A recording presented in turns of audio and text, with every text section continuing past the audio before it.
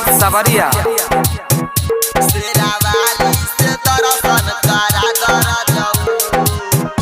कि देवी माई के चुनरी चढ़ाई बरा जाऊ,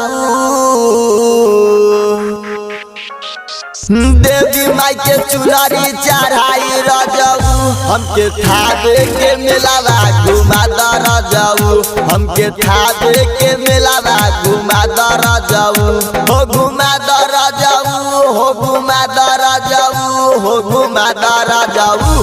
देवी माई से दर्शन करा दर जाऊ, मेहरा वाली से दर्शन करा दर जाऊ।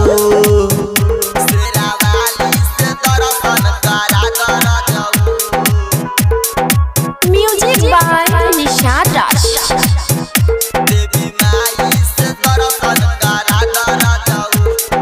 अभी आप सुन रहे हैं अमरजीत सवरिया के आवाज में।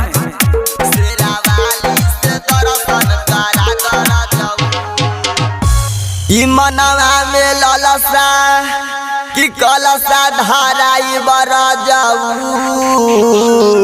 ललसा बा कलसा धारा दर जाऊ। हमके थावे के मेलावा घुमा दर जाऊ, हमके मोरावा के मेलावा घुमा दर जाऊ, हो घुमा दर जाऊ, हो घुमा दर जाऊ, हो घुमा दर जाऊ। आ देवी माई से दर्शन करा दर जाऊ, शेरा वाली से दर्शन करा दर जाऊ, शेरा वाली से दर्शन करा दर जाऊ।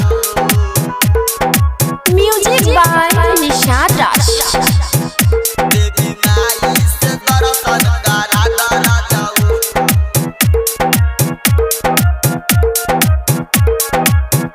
शेरा वाली से दर्शन करा दर जाऊ।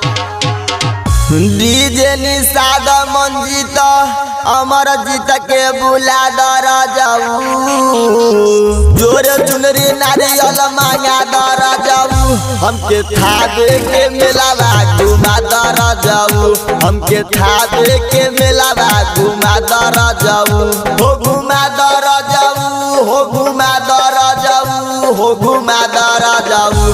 देवी माई से दर्शन करा दर जाऊ, दुर्गा माई से दर्शन करा दर जाऊ। Ambedkar digital recording studio, Chandauli हाट।